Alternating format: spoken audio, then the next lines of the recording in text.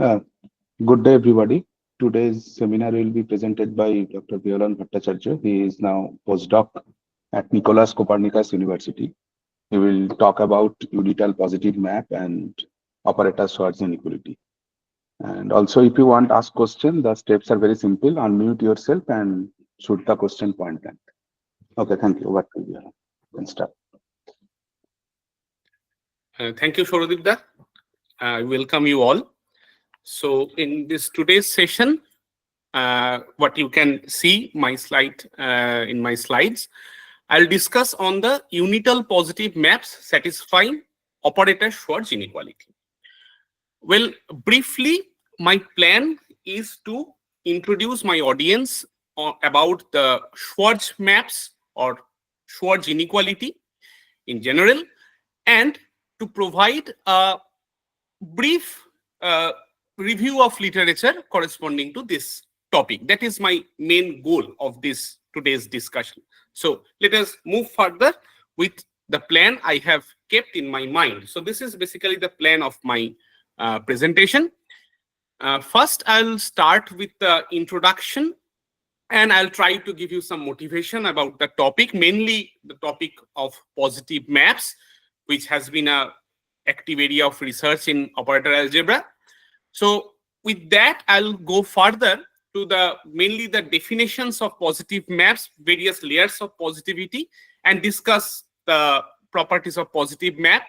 With that, I'll go to the main portion of today's discussion, that is the operator Schwarz inequality and the Schwarz maps. I will try to introduce the concept of Schwarz maps to my audience and discuss the what is known kind of in this literature, and I'll definitely touch the perspective of quantum theory, both in dynamics of open quantum system as well as the quantum information theory perspective. And with that, I will conclude and I'll discuss some future directions which may be possible in this area. So this is roughly my today's plan to discuss. Let me see how I can go. Okay, so this positive maps between sister algebra is one of the active areas of research in mathematics, what I have already mentioned to begin with.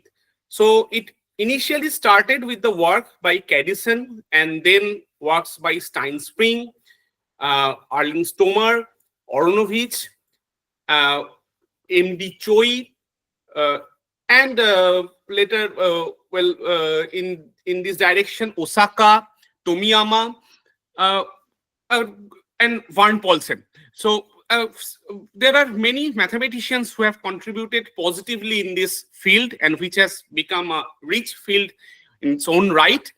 But it is not only important from the perspective of abstract mathematics, it also has found a good application in mathematical physics, namely the dynamics of open quantum system and entanglement theory. It has a good application in this area. So in this area of study, this positive maps, the contribution has come from both mathematics as well as physics point of view.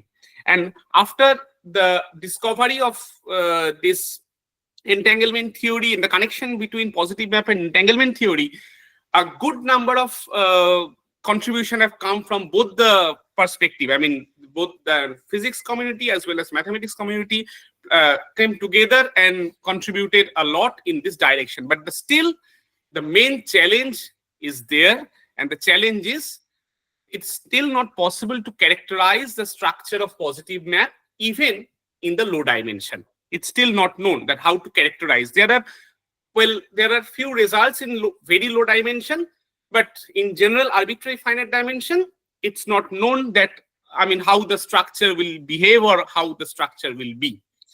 So there is lots of open questions and long way to go. But the hope is that mathematics and physics community both will come together as it has been and shed some light on the structure of the positive map. So let me start with some definition. For the timing, let us consider two sister algebras A1 and A2. And linear map between two sister algebra A1 to A2 is said to be positive if the map lambda carries positive elements of A1 to positive elements of A2. Now, a linear map is said to be K positive if we consider the amplification map, that map amplified with this identity map, and obviously the domain space will be changed and it will be amplified with this tensor product, and this amplification map is positive for some natural number K. And a linear map will said to be completely positive if it is K positive for all natural numbers. So these are three basic definitions. Well, I have, for the sake of generality, I have defined in terms of the sister algebras. And here, this is the chain condition of the positive maps. As you can see, that extreme right, the class of positive map is sitting where I have written the script P to denote the set of all positive maps, and script CP stands for the set of all completely positive map. So these two class is sitting in a far more right and far more left position, and in between there is a chain condition where this PK stands for the K positive maps, PK minus 1 stands for K minus 1 positive maps, and PK plus 1 stands for K plus 1 positive maps. So as you can see that CP maps is a stronger, the CP-ness is the strongest condition possible, or there is a various layers of positivity in between, and positive map being the more general setup. So today's discussion, we will obviously touch these various layers of positivity, but I will introduce a new layer here. So that is the main point of today's discussion, and let me go further. But yes. Yeah. So just for a clarification, so yes. Given algebra, can you just recall what is the when we will say an element of an algebra is a positive element? Just briefly. Oh yes, I can write it in the sister algebra. I can write the element as x. I mean this x. Suppose x I have this element. I can write it as some b star in this form, where b is another element in the sister algebra.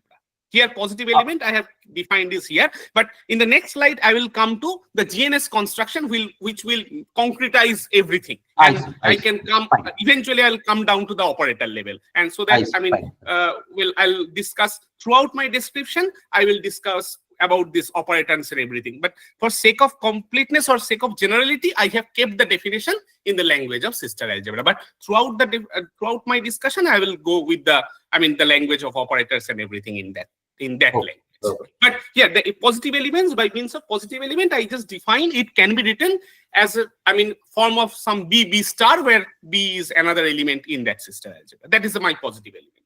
And sure. In a sister algebra, I can define this kind of thing. Sure. So that is okay. So yes, as Manik has pointed out, we have this Gelfand-Nemer-Sigel construction, which tells us that every abstract sister algebra is isomorphic to some closed star subalgebra of B of H. That is, H is some Hilbert space here, and B of H stands for the space of all bounded operators acting on Hilbert space. So basically, this is a concrete version where we can see the sister algebra in terms of the space of all bounded operators. And if I have a finite dimensional Hilbert space, we know that this B of H, if H is finite dimensional, can be identified as an algebra of matrices. So basically, the thing is that for a finite dimensional algebra, we can have this algebra of matrices, and for throughout our discussion of today's meeting, we will restrict ourselves where H is finite dimensional and B of H is basically every linear map on a finite dimensional Hilbert space is automatically bounded, and we can identify this as an algebra of matrices. So throughout our discussion, we will stick ourselves to the discussion will stick to the finite dimensional Hilbert space and the algebra of matrices. Well, I need one more definition to get the notion of the thing, that is the unital. Linear map is said to be unital. Yes. Yeah, just one small question. So, why are you Yes. saying that it is a star sub-algebra? Why not? Means why the sub-algebra term is coming? Means Oh, from what actually, I you can. understand. No, Means you what can. I You can. understand, like in normal quantum theory, if you take a finite dimensional system, all the bounded operators will be the C star algebra. If you take the set of all True. bounded True. operators, that will form the C. True. So then why sub-algebra True. is coming? No, I mean, I'm not considering only the finite dimensional here. It is a general GNS construction. It's So a means general in GNS. yeah, means in the okay, for general GNS constructions, this will be some It sub-algebra. will come in as a star sub-algebra. Yes. But for finite dimensional case, it will It is not be. It automatically will. this. I mean, this is an algebra of matrices. So, I mean, in that sense, I mean, that will be the it's the algebra of matrices actually. Yes, all the bounded matrices. Yes. Right. And it, Okay. I mean, on finite dimension, any linear map on a finite dimensional Hilbert space is bounded. So, I mean, it is of the form B. Okay. Fine. Yeah. Okay. So the thing is that the unitality is one. Is it clear, Shail? Yeah. Sure. Continue. Okay. Good. Okay. Thank you. So the thing is that the unitality that I'll require, the unitality means that the identity is a fixed point of the map.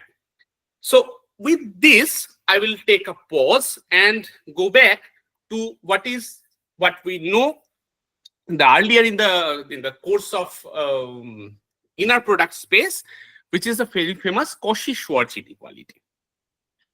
If we have a complex inner product space, and for any vectors u and v, we have this inequality. That is, if I compute the inner product between e and v and take the absolute value, it is upper bounded by the product of two norms. So this is the famous Cauchy-Schwarz inequality. Now, interestingly, in 1952, Kadison, in this paper, this Annals of Mathematics, this paper, Kadison generalized the notion of this inequality to a non-commutative setup. And he defined, I should have mentioned it earlier that while considering this GNS construction, so I'm sorry I missed here at one point.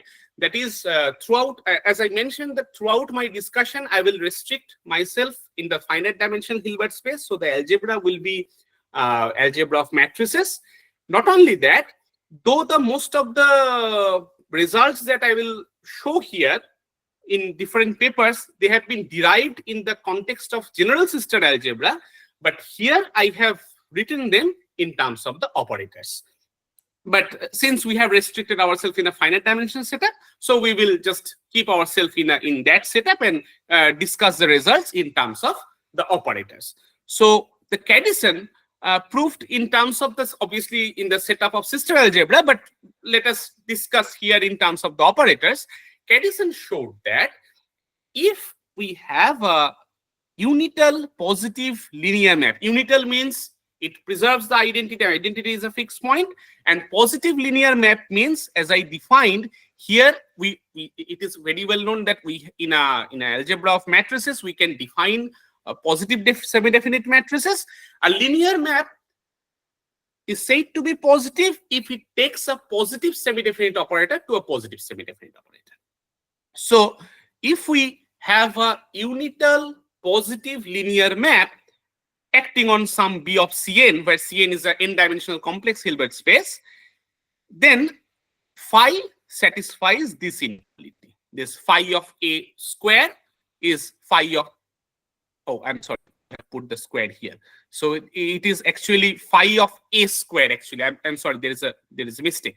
Phi of a square is lower bounded by phi of a whole square. For any self-adjoint operator A, this is very important. For any self-adjoint operator A in B of Cn, Kadison proved this one.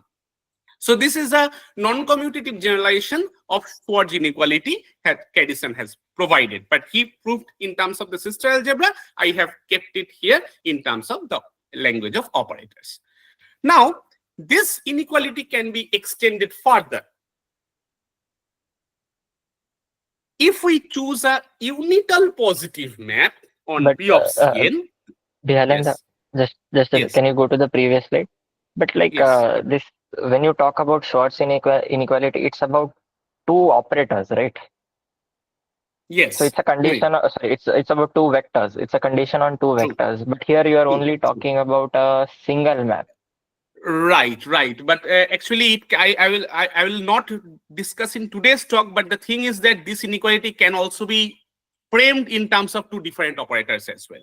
And then the covariance terms will come, and this will be also. I mean, this is also there in the literature, in the mathematics literature. So in general, But, I mean, this inequality can also be stated in terms of two operators as well. So then, I see. I mean, it's there. It's there. Yeah, you So are right. But means for the you are timing, Kadison, yes, huh? means in equation 1 you are basically taking the special case where u equal to v, those kind of things. Exactly. Okay. And not only that, I mean, well, the Kadison proved this inequality actually. It was a kind of attempt to generalize this to a non-commutative setup. So to begin with, he proved that for a unital positive linear map, he showed that this inequality is true. But later it was extended to a different versions, and that is a separate story actually. But it was the Kadison's result, first in this direction. Yeah, Bihalan, again for a little bit clarification of equation 1. Yes. So this square is within bracket in left hand side. Yes, no? actually phi of a times a. Actually, it should be phi of a times a greater or equal to phi of a whole square. So A is a self-adjoint operator on the self-adjoint operator on the bounded operator on Cn. Yes. So A times A means just operator composition. A times A dot. No multiplication. For the timing, yeah, composition. Because operator is yes. Algebra. True. And then phi A is the element on BM. BC the bounded operator of C of M. Yeah, okay, right. So now this is not general for positive operator because A is just a self-adjoint operator. You have seen. You have not taken a dagger. This A is self-adjoint. Yes, true. But not positive. True. Okay. So I'm trying. But here I am considering the square of phi of A. A square of phi of A. And the right hand side is A square. So for any self-adjoint operator, A square will be a positive. For any self-adjoint operator, if you say because if you take A to be self-adjoint and if you put the square, then yeah, I mean you can write it as square of the element, right? I mean this is phi of A. This need not be positive, but phi of A times phi of A. It's a square of phi of A, right? So that is a positive definite operator. That is a positive definite operator. So now this inequality we have to understand that expectation value of that operator on any state is always greater than this for all states. That's why we have to read that. Yes.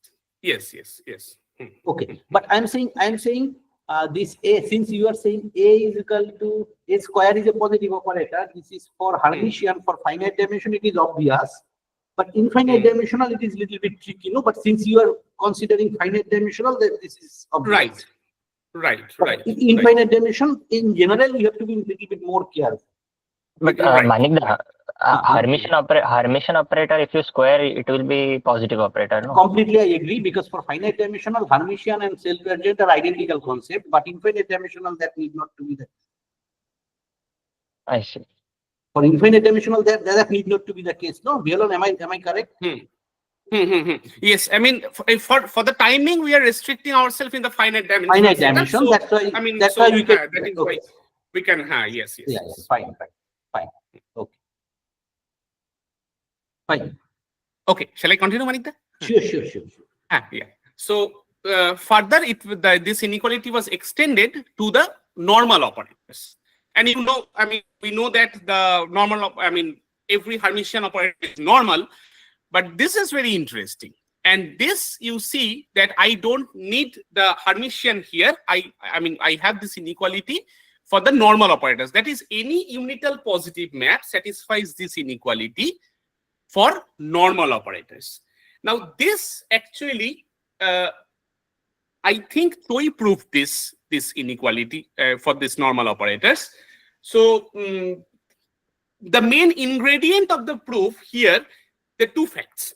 One is that if I consider a unital positive linear map on a sister algebra A, which to some another sister algebra B, but where the domain sister algebra is commutative, then the phi is always completely positive. So this gives a condition, nice. I mean, we have this actually gives us an instance where if you ask that can positivity be same as complete positivity, the one answer is if the domain sister algebra is commutative, then the phi is if the phi is unital positive, means phi is obviously unital complete positive. So this is one of the most important ingredients here, and another ingredient here is a normal operator. And the fact is that the sister algebra generated by normal operators is actually abelian, I mean commutative. So here, since we have this sister algebra generated by normal operators to be abelian, and we restrict the phi map onto the, on the level of the sister algebra generated by the normal operators, it behaves like complete positive maps, and we have the Stein-Spring theorem of complete positive maps to show that this inequality actually holds. Just a second, Bihalan. Did you say that C-star algebra generated by normal operators is abelian? Yes, exactly. But you have to consider the identity there as well. No, but how that is true? In normal operators also you will have non-commuting elements, no? No, true, but it is the sister algebra generated by normal operators basically the polynomials corresponding this normal operators thing. So if you calculate it, so this will eventually turn as this sister algebra will be commutative. The normal operators, as a definition, it commutes with its adjoint, right? So eventually, when you consider the sister algebra generated by the normal elements, how does it look like? It will be in terms of the polynomials of this normal elements and everything. That can be shown to be commutative. I mean, commutative sister algebra actually. I see. It actually comes from the properties of normal operators. No, Bihalan. The statement let phi be a unital positive map and A is a commutative sister algebra. Then phi is completely positive. Yes. Yes, but that doesn't assume that this normal operator. No, I actually to prove this one, I have to restrict the map phi on the level of this system, but sub-algebra generated by the normal operators. No, I'm saying, Bihalan. Let's just take set of all bounded operators. They form the algebra. Yes. I'm saying take a sub-algebra, which is normal from let's say normal operators. Let's say from Hermitian. Let's say even smaller set. Will that be a abelian algebra? Yes, no. Yes, that will be. So that's what. No, I'm sorry. Let's try to. I'm sorry. For the normal, if you consider, now here I'm considering the sister algebra generated by the normal elements. So you take the B of H, and I'm considering on the sub algebra generated by the normal elements of the operators. Yes, I'm saying I am considering even a sub algebra generated by Hermitian operator. Right. No, Manik, just a second, Manik. We have to understand the term. What is the meaning of sub algebra? So just a second, Bihalan. Let's say I have two elements, X and Y in a set. Now, by algebra, you just mean the multiplication of these two matrices, X into Y, right? Yes. Yeah. So let's say I take a normal operator, outer product 0. This is a normal operator because it has the one eigenvalue. Take another operator, outer product plus. Wait, Shail, I mean, can you please explain this outer product 1 or 0 thing? I mean, yeah. So I am saying take first operator, outer product 0.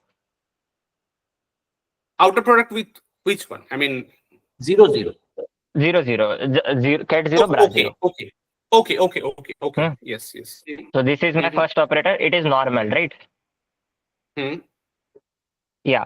Now take another operator, ket plus bra plus, where plus is sigma x eigenstate.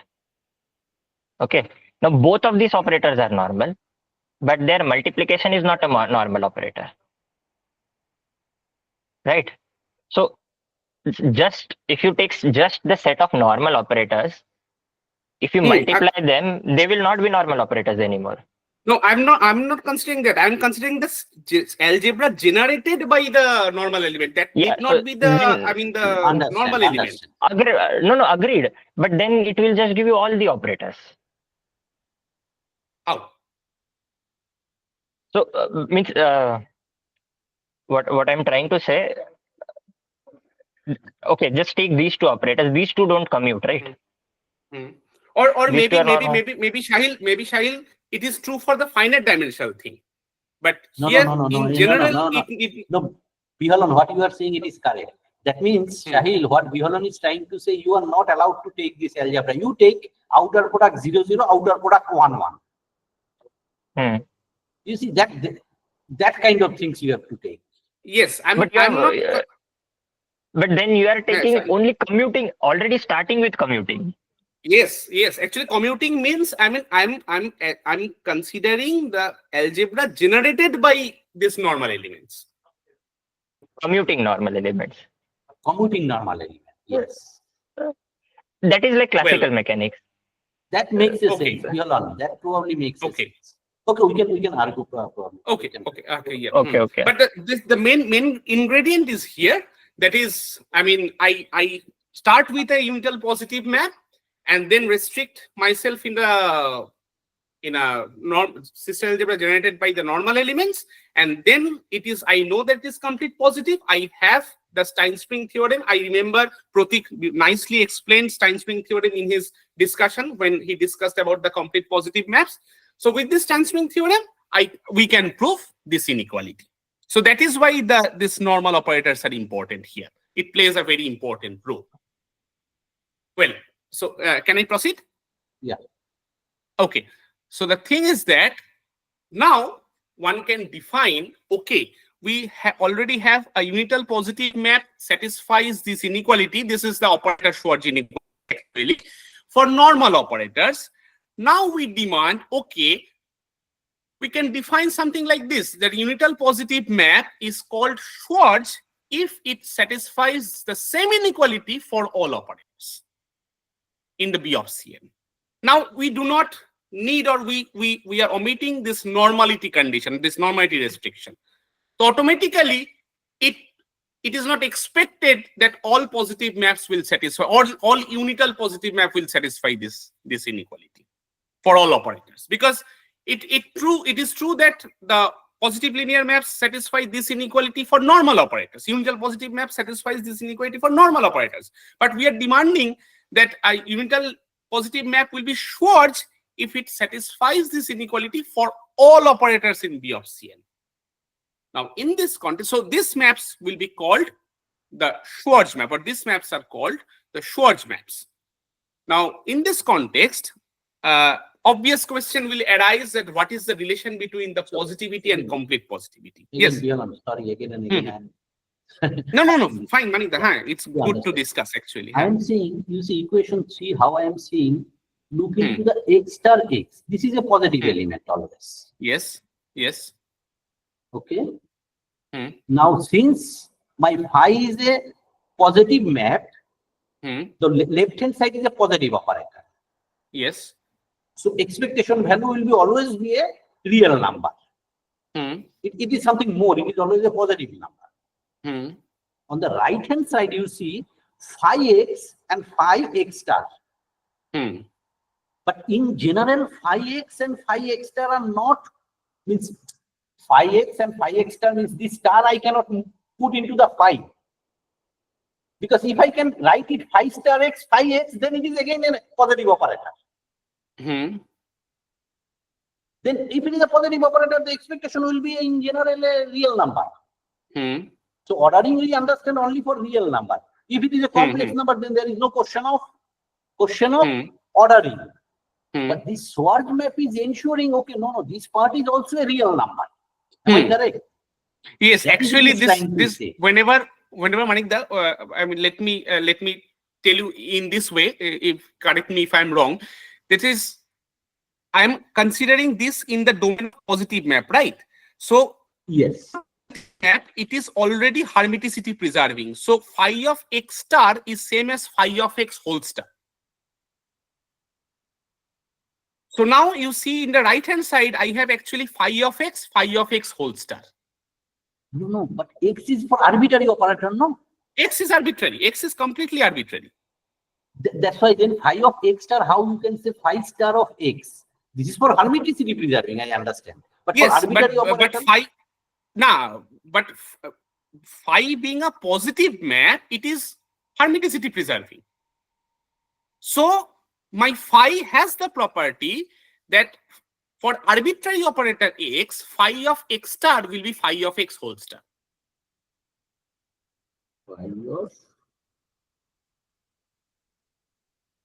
Because Just like like when that follows from the I see. definition of Hermitian operator. Hermitian Sorry, operator. definition of positive operator. That is, Good. when we define positive operator, we assume it to be Hermitian. Yes. Because yes. well, it is our stand actually. We take Exactly. Hermitian operator, then we go for the positive. Exactly. So it's something like that. So when we are considering the positive maps, it is already meant to be hermiticity preserving. So we have this phi of x star is basically phi of x whole star. Now you see that it's basically phi of x times phi of x whole star. Another, Yes. I mean, you can talk about this expectation. Yes. basically Manikda, any arbitrary operator you can write as a Hermitian operator plus an anti-Hermitian operator. Yes. Yes. Actually. Yes. And Yes. then you use that phi is hermiticity preserving and linear. From there it will follow that phi of x star. This is for arbitrary x. Fine. Understand. So that is I mean that is what I have tried to mention here.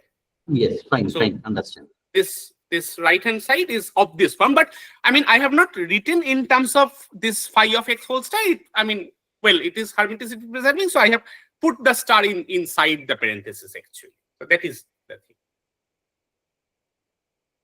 Yeah, please. Okay. Yeah, fine. Yes, carry on. So May I this ask a question? Sure. Yeah, so it may be an elementary question.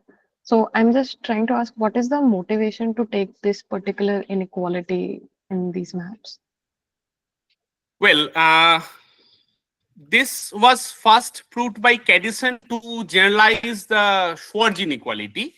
Now, people have seen that, okay, this is for self-adjoint operators. Then if we go for normal operators, how does this inequality, if we can able to prove this in terms of the more general normal operators, and it is true. Now, if you want to see, motivation means if you want to look for some application kind of thing, I will keep a separate slide for that. That is different. But the main motivation was this. The Kadison's result, and later this generalization to normal operators. I was not asking about this in terms of applications. So I was asking that, like, we defined positive maps and we had some physical motivation for that.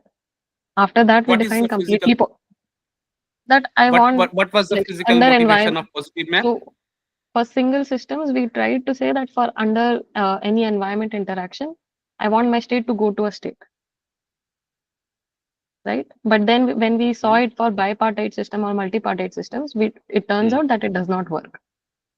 So that is why we define completely positive maps. No, actually the mathematical definition came much earlier than this physical interpretation. Right. So if you let me rephrase my question then.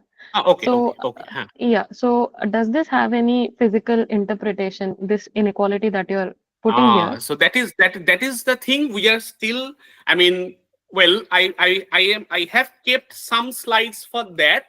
There are certain instances where this inequality becomes very useful, but that is the main point of today's discussion. That is, to my knowledge, it is not known what is this Schwarz inequality, I mean, if we want to single out Schwarz maps in quantum information theory perspective, that what is that instance?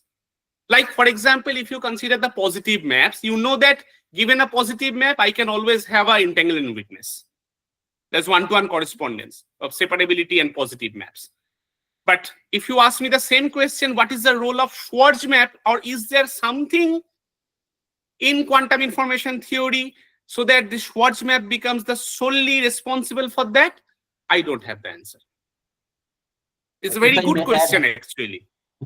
It's a very good question. Yes, Manikda. If I may add, what is your future perspective slide you want to discuss? That is the question. Probably actually, I have. That is not what I didn't know. No. It's fine. I mean, you have asked the absolutely correct question, but the answer I do not know. I mean, for my knowledge, I don't have any answer. That we are still, because I have some instances where this type of inequality plays an important role. People have shown that.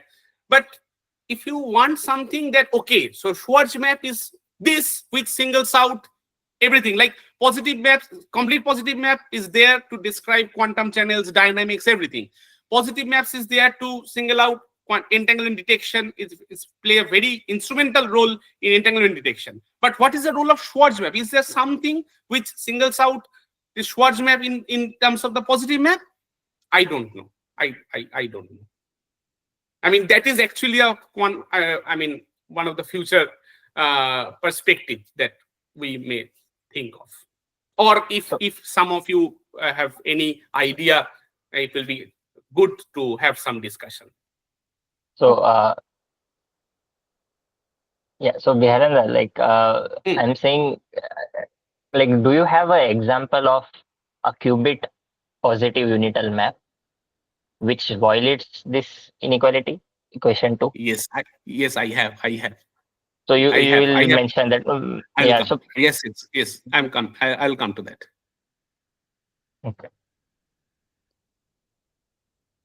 Okay. Continue.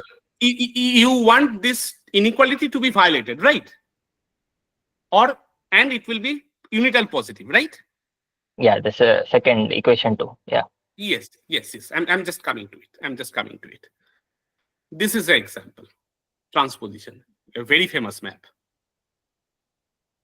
It is unital positive, but it does not satisfy Schwarz inequality. And you take X to be, I mean, if you take a dimensional C2, I mean, basically the two-dimensional complex Hilbert space, and you put your orthonormal basis to be, say, K1 and K2, and you take your capital X to be K1 bra 2, this operator, and you calculate, you see that this gets violated. So the transposition is a unital positive map, which is not Schwarz. So this immediately tells us this Schwarz maps is it is stronger than positivity. Obviously, it is not expected, as I mentioned, it is not expected that any unital positive map will satisfy this Schwarz inequality. Transposition is one such example. It does not satisfy. Now, Bihalan, then I'll ask another question. So then in C2, can there be a map which is not completely positive but satisfies Schwarz? Yes, I'll come to that. You are absolutely correct. And I'll try to motivate that how these questions will come. Yes, absolutely, Mike. I'll come to this in some next slide. Sure.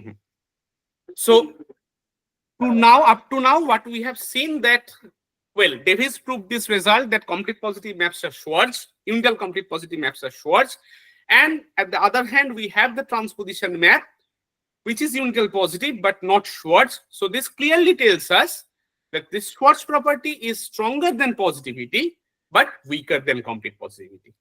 So earlier we discussed the complete positive maps and its structures. So today's discussion with this Schwarz map, we are actually going beyond complete positivity in a weaker notion, in a more general weaker notion to complete positivity. So it is adding another layer between positive and complete positive maps. It is adding another layer. Now, So, yes. like, yeah, so means in some sense we can think this, no, that Schwarzness is a condition for physical. Means what Kunika was also saying, Schwarzness is a condition for physicality, but it cannot capture the full amount of physicality. Exactly. It has been shown that Schwarz map is sufficient to describe something very nicely, but it is not known. Obviously, it is necessary or not. It is not known. Or Schwarz is necessary for physicality, but not sufficient. Schwarzness is necessary for physicality because all completely positive are Schwarz. Positive maps, exactly. All completely positive maps satisfy Schwarz inequality. Yes. That means Schwarzness is necessary for physicality, but not sufficient. Because all Schwarz are not physical operation. Yes, all Schwarz are not physical, obviously, because they are. I will give you example what Manikta has pointed out. I mean, which will be Schwarz, but not. It will not be physical. Okay. So, given this in mind, the immediate question that comes here is: I have already mentioned between positive and complete positive, there are various layers of positive map. That is, namely, the K-positive maps. So, there should be some connection between this Schwarz map and these various layers of positive, or precisely where does it sit actually in between this chain condition? Where does this Schwarz class sit? So again, result by Mandu and Choi. Choi proved that if we take a unital two positive linear map, then it is Schwarz. It is the reference, this Illinois Journal of Mathematics, 1974. So if we have a two positive linear map, then it satisfies the Schwarz inequality, or it is a Schwarz map. So we have gone, I mean, we from positive, unital positive to we have come to the, I mean, complete positive, we have come to the two positive, unital two positive linear map. It satisfies the Schwarz inequality. And at this point, I would like to add one here, that is, there's a famous book many of us know by Van Paulsen, this completely bounded maps and operator algebras. In this book, you can find a very nice proof of this result. I am not discussing the result or proof here due to time constraint, but if you are interested, you can have a look in this book. There's a very nice proof of this fact. There's every two positive unital linear map satisfies the Schwarz inequality. Yolanda, I have just a small question. Yes, that is the phi map. Is there any dimension restriction of the phi, or it is a general D to D? Which one? This one? That phi, this one, the first. No, actually, Choi proved it again in the language of sister algebra. But I have put it here in this form, actually. And it's any you choose any two positive linear unital map between sister algebras, it will satisfy this Schwarz inequality. Okay, means I am just trying to connect the two things. That is, if phi is a M3 to M3 map, okay, and we know that every M3 to M3 map are every two positive M3 to M3 maps are a decomposable map. Very, yes, absolutely true. Now since it is a decomposable, and you tells that this is also a Schwarz map. Every two positive map is Schwarz. So that kind of example that I know, that that two positive Schwarz map, that Manikta asked the question, that yes, that is not actually that is why I have put this question. Yes, Bivash, you are right. That what about the converse?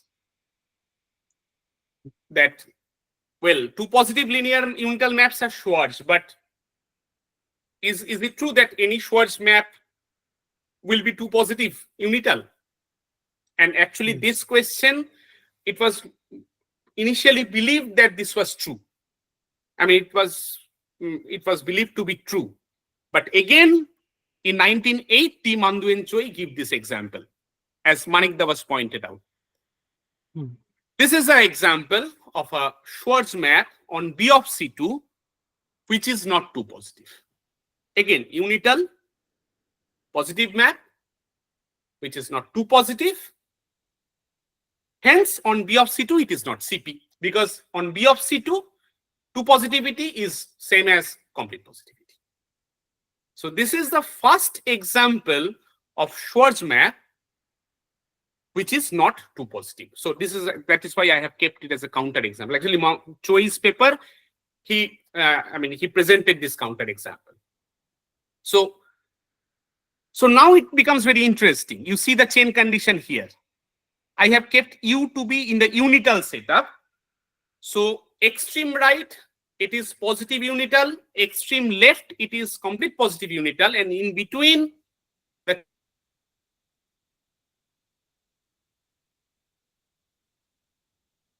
Bihalan, there is a x, no, here, that is 1/4, that is x into trace of x, right? Or it is identity.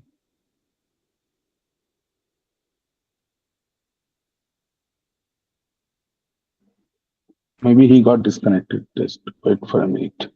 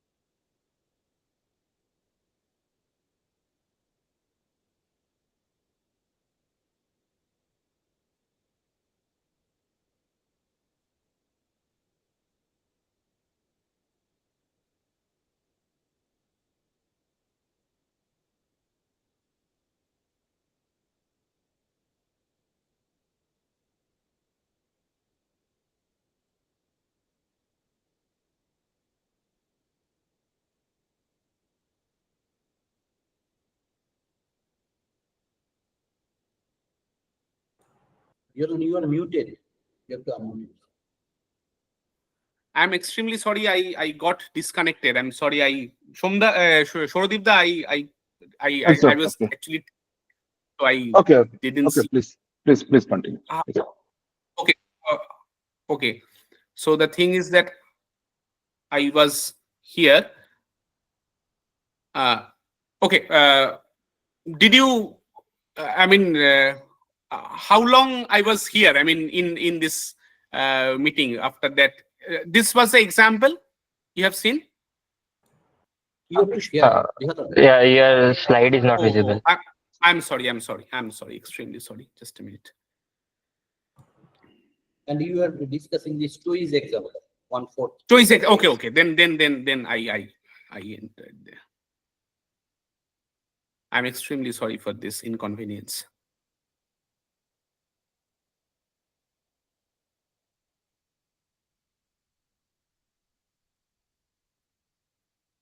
Is it visible?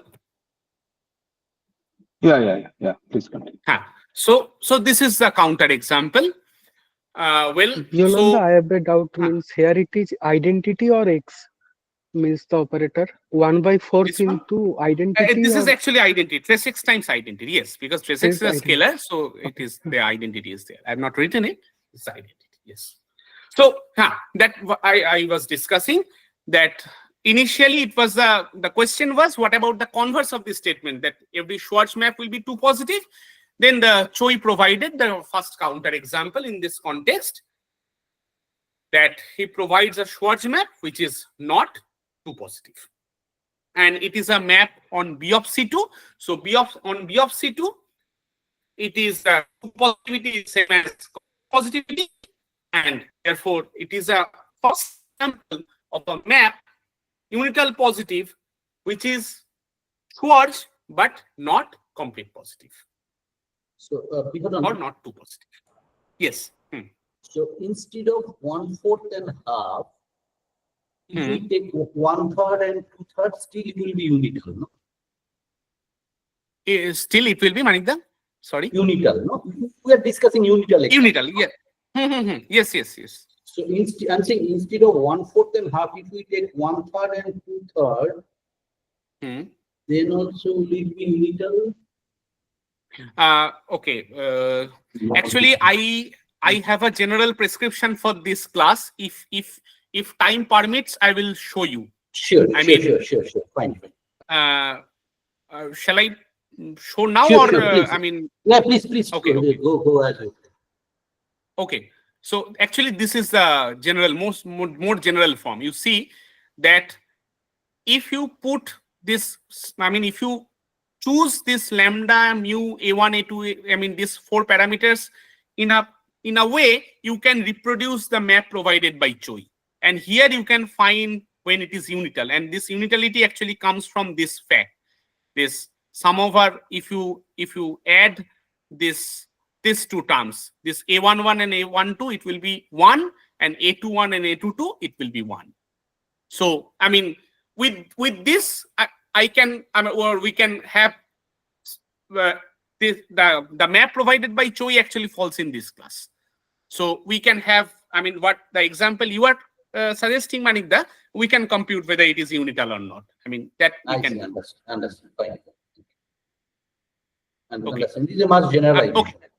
Yeah, actually. So, I mean, if time permits, I will go, but I hope I will not get that much time. But I briefly tell you that what I have, I mean, the thing.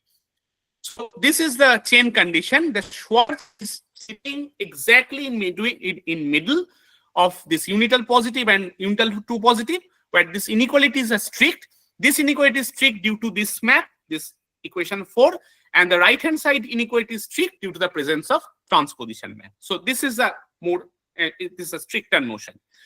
Now, what I was telling, that we can go to the concept of K-Schwarz, like K positivity, we have a concept of K-Schwarz. And K-Schwarz is similar. That is, I take the amplification map and it is Schwarz. The map, okay, phi is unital. And in this case, phi will be called K-Schwarz if the amplification map is Schwarz. Now, in general, the condition is like this. Between unital K positive and unital K plus 1 positive, this K-Schwarz map sits. And we have already seen that for K equal to 1, this inequality is strict. That is, unital positive and unital 2 positive, the Schwarz map sits there. And it's a strict inequality. But in general, I have kept it in this, I mean, this subset relation. So this is the more general statement that we can have. What is the layer, what is the relationship between the Schwarz maps and the unital K positive map? So this is the relationship. Bihalan, just one question, Yes. like clarification. Sure. So phi Sure, is sure. unital. It does not need to be Schwarz, is it? No, unital is a more general thing. Schwarz is a further constraint you are putting there. So unital, that need not be Schwarz.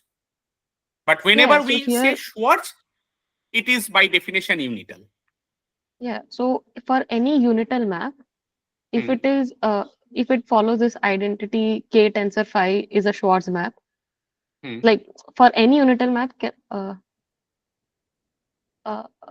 okay, even if the phi is not Schwarz, if phi is not Schwarz, can identity K tensor phi be a Schwarz map?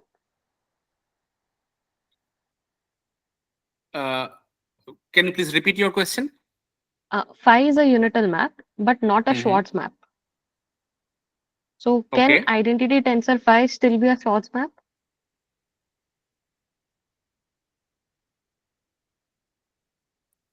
Well, here yes, I mean, according to this definition, I have not considered, well, if phi is, I mean, if you put equal to 1, then phi is Schwarz.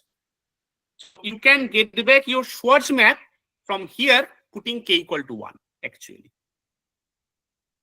But in general, this is the definition of k-Schwarz thing. This is just a definition. So Kunika, you can try to see in this way. If you say k positive map, Yeah. can there be a map which is 2 positive but not positive? No. Similarly, if it is a k-Schwarz, of course K-Schwarz? it is a Schwarz. Then you are putting for further condition. Yes. Right, yes, actually. Okay, Actually. on the you are further putting condition on amplification. Right. Okay. Nice. So, so just to be clear, Bihalan, means if it is k Schwarz, it is also k minus 1 Schwarz.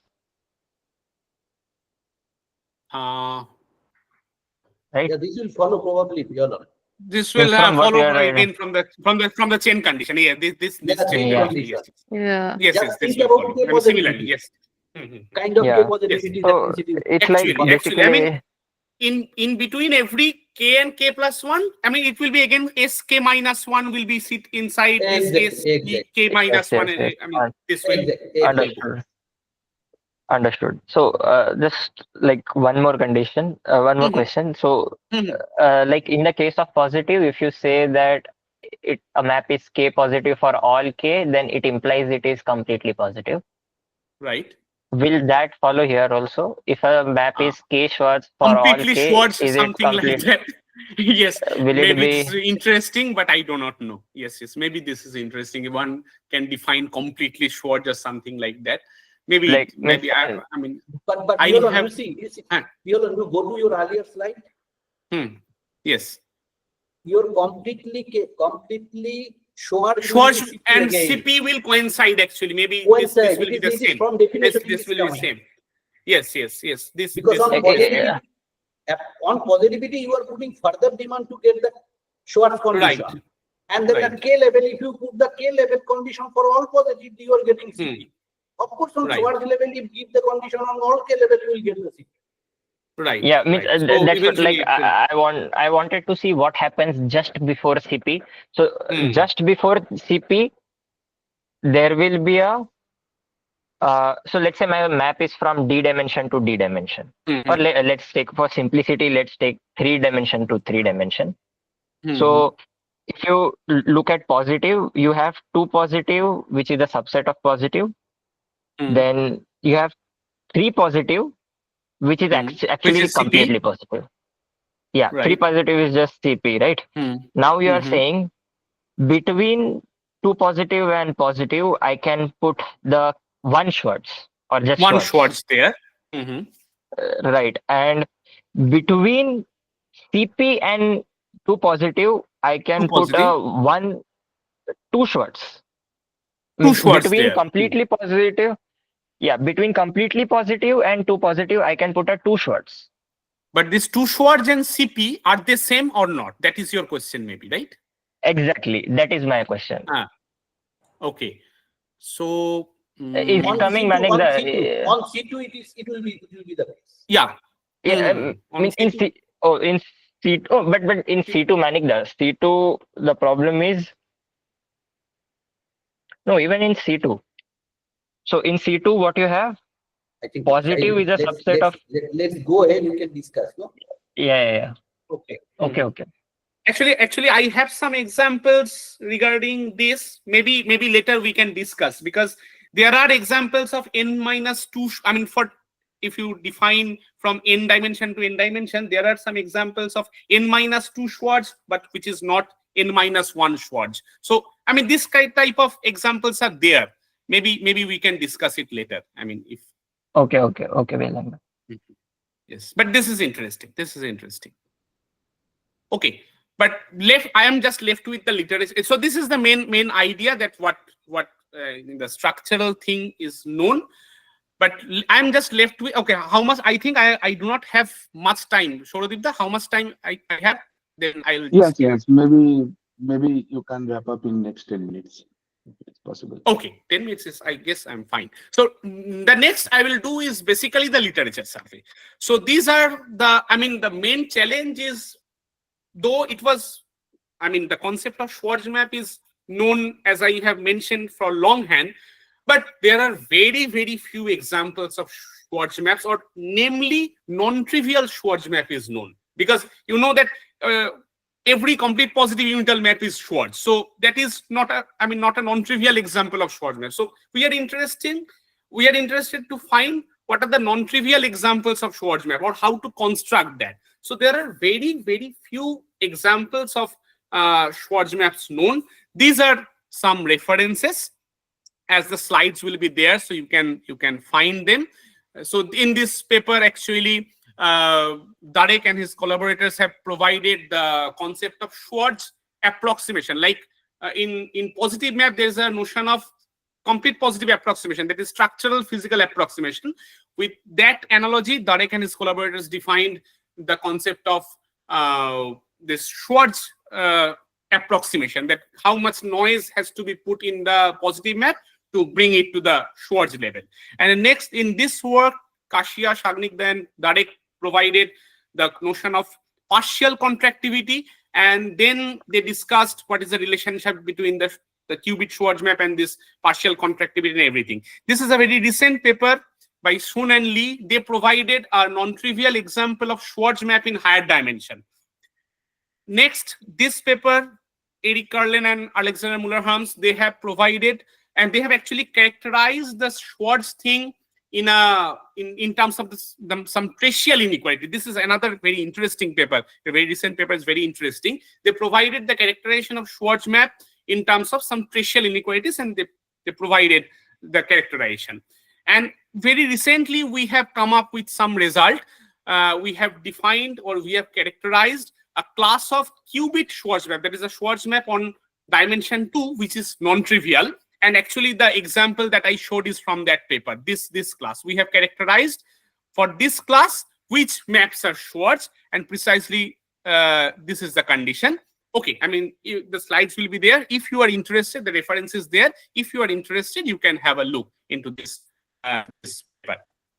So the thing is that, so these are very few examples of Schwarz known in the literature. But now the one of the most important things, the quantum theory perspective.